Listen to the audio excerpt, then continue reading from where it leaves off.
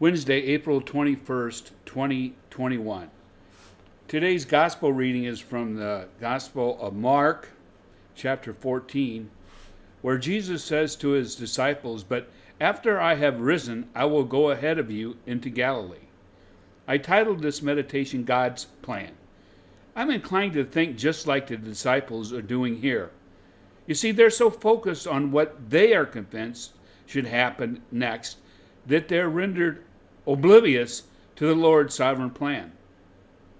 When the Lord repeated this statement regarding his imminent crucifixion for the last of numerous times, the disciples should have immediately shifted their focus. But the truth is, they were not so interested in God's sovereign plan for their lives. They simply wanted God to bless their plan.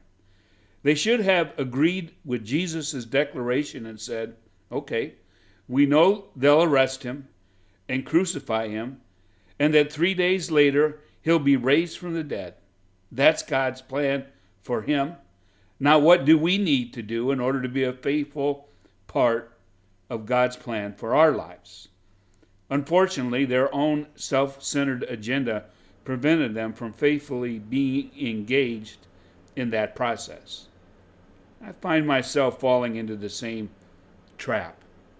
I tend to evaluate each situation and decide what I want to happen next, and then I'm tempted to pray for God to enable my vision to be fulfilled.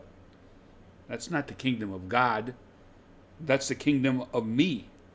So I'm slowly learning the grace and the discernment to be aware of God's plan, and then faithfully pray for the courage and the discipline to become a part of his plan.